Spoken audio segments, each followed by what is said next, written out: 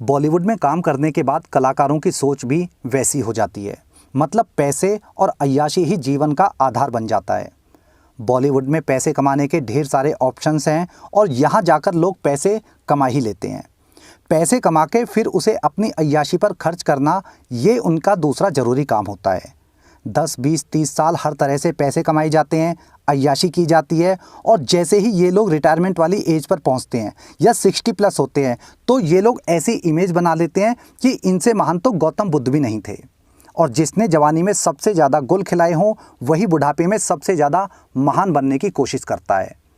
आज मैं जिस कलाकार की बात करूंगा ये मिड 80 और 90s की सबसे पॉपुलर और सबसे खूबसूरत एक्ट्रेस इसमें से एक है।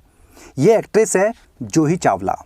जूही चावला ने अपने कैरियर में एक से बढ़कर एक फिल्में दी हैं, एक से बढ़कर एक सफल फिल्में दी हैं और अपने पीक समय में ढेर सारी दौलत कमाई और फिर वही किया जो ज़्यादातर एक्ट्रेस अपने अंतिम समय में करती हैं।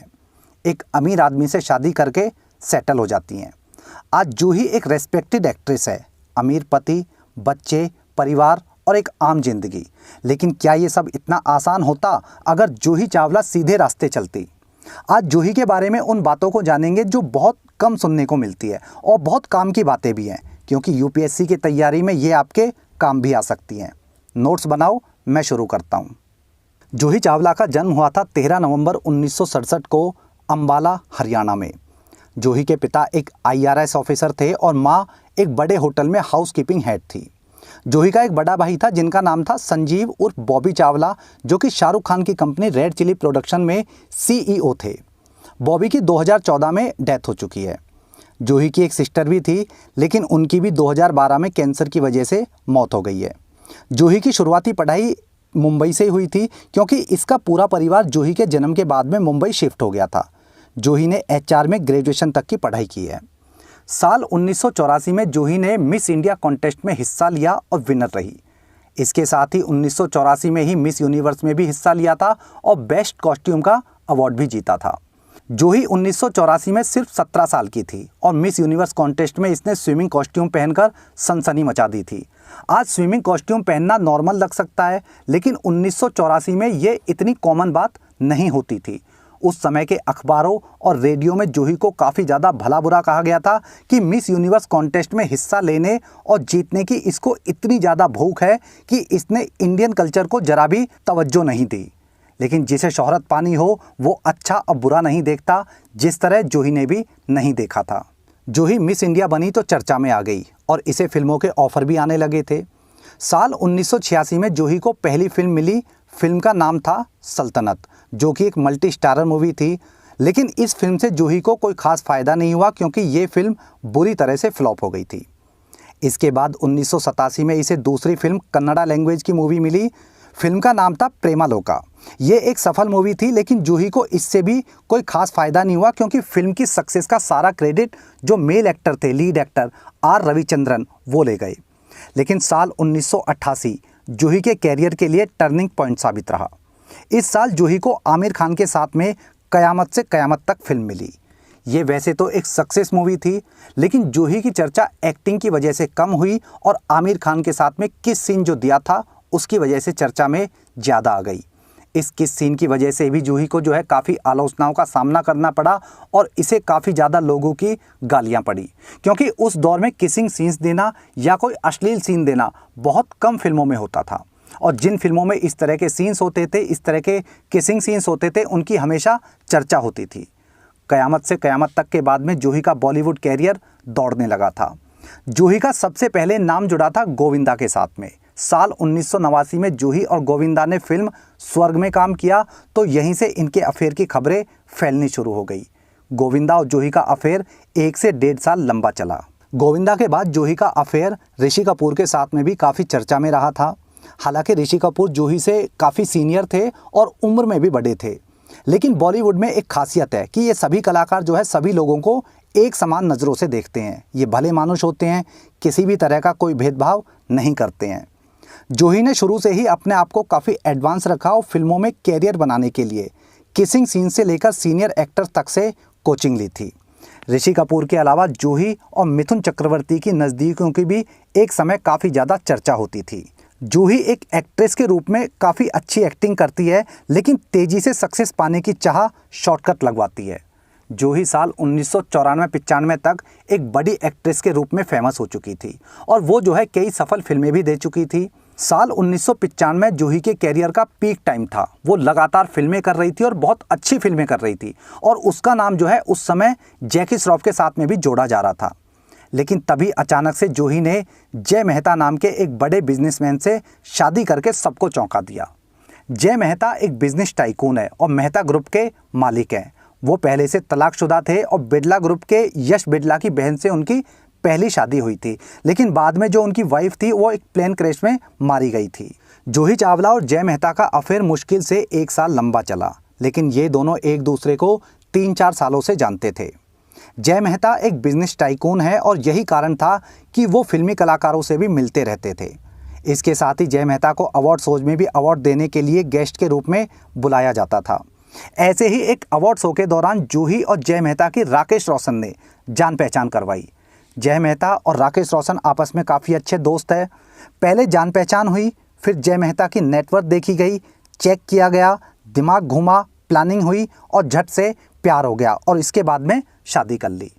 लोग जूही और जय मेहता की एज की बातें करते हैं, लेकिन इंटरनेट पर जब इन दोनों की एज देखी जाती है, चेक की जाती है, तो इन दोनों की एज में 6 से 7 साल का फ़र्क है, जो कि बहुत ज़्यादा फ़र्क नहीं माना जा सकता।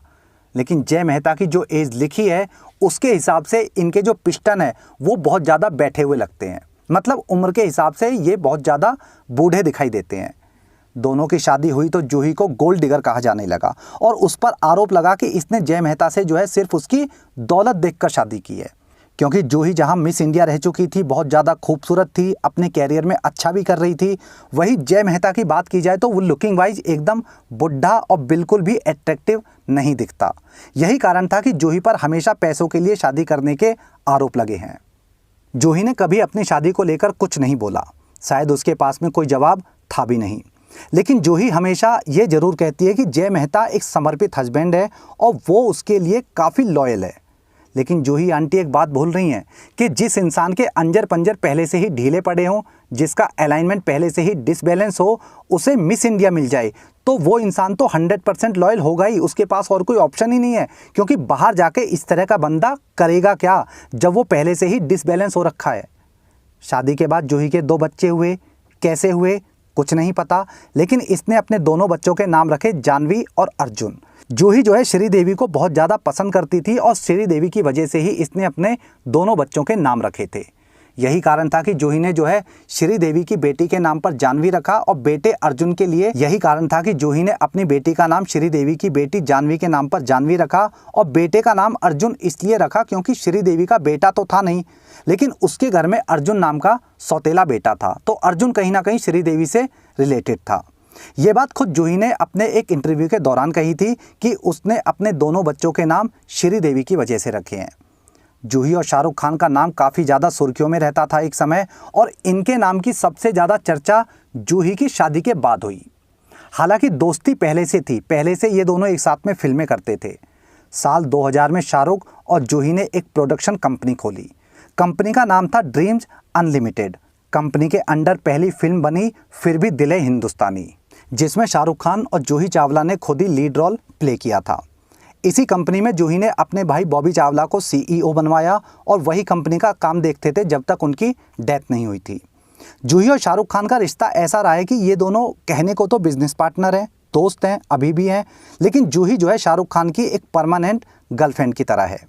ये बात आज मीडिया में भले ही ना होती हो, लेकिन एक समय इन दोनों पर खुल के आर्टिकल लिखे जाते थे और ब्लाइंड आर्टिकल में तो यहाँ तक कहा जाता था कि जूही जो है शाहरुख खान के साथ में फिजिकल नीड पूरी करने के लिए है।